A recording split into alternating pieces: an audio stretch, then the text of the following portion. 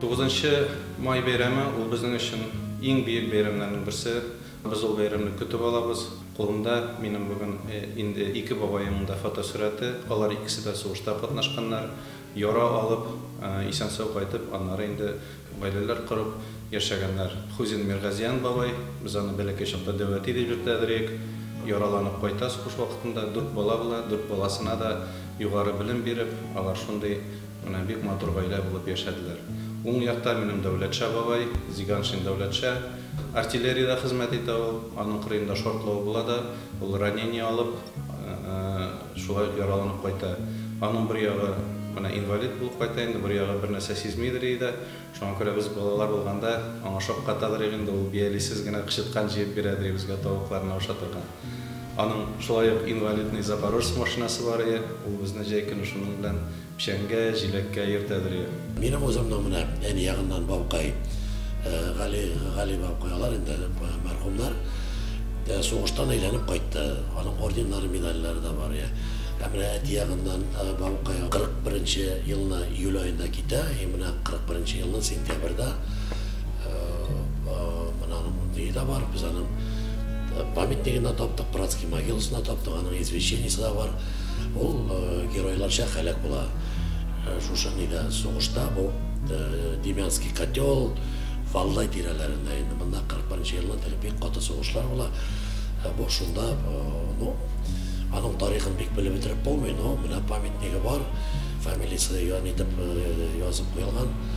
Шул анам минем әтинең сеңлесенең иптәше булай Ильяс бабкай, ул да фронтта булып, ул пленга эләгеп, ниткән яраланган килеш пленга эләгеп, пленда булып, плендан кайтып, тоже аның да орден медальләре бар. Минем әткәй Әхмәтҗанов Мирзахит Мирзашаих улы 18 елның 12 мартында Мөслим районы Турыш авылында крестьян гаиләсендә дөньяга килә. Урезмәт урта мәктәбендә 7нче сыйныфны бетерә. Аннан соң вак-төяк эшләрендә эшләп йөри. 39 елда инде ул сентябрь аеннан армия сафларына чакырыла. Башта Арчом шәһәрендә хезмәт итә башлый. 40 елда Польшага җибәрәләр. Бөек Ватан сугышын ул шунда каршылый. Инженер техник гаскәрләрдә тимер юллар, күперләр төзү белән шөгыльләнә. Польшадан Мәскәүгә таба тимер юлларны шартлата чигенәләр. Мәскәү оборонасында катнаша, корал складлары, күперләр саклый. Мәскәүдән Волоколамскига китә. Калинин өлкәсендә күперләр төзи.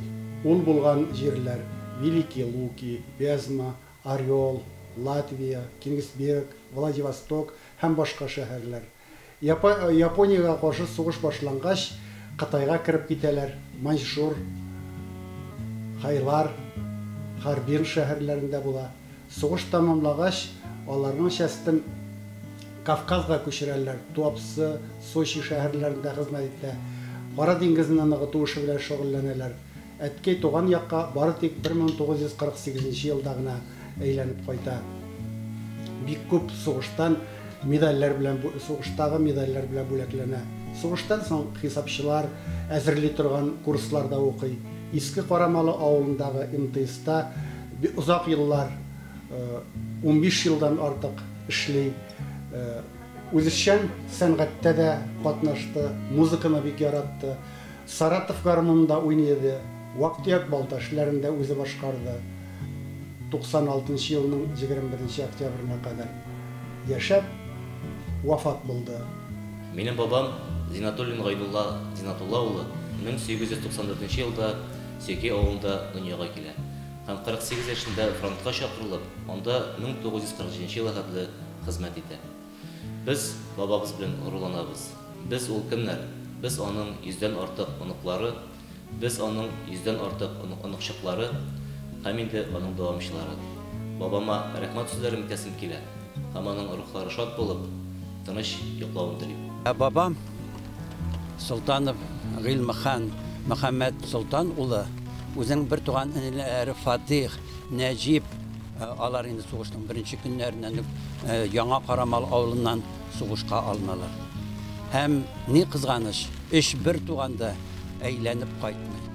Безнең Яңа Карамалның озакламый инде 100 еллык тарихы, менә шушы авылның барлыкка килүендә, аның төзелүендә һәм гомумән андагы колхозлашу елларында, комсомол хәрәкәтендә минем бабай алгы сафларда була, үз авылдашлары белән бергә, үз авылының яшьтәшләре белән бергә.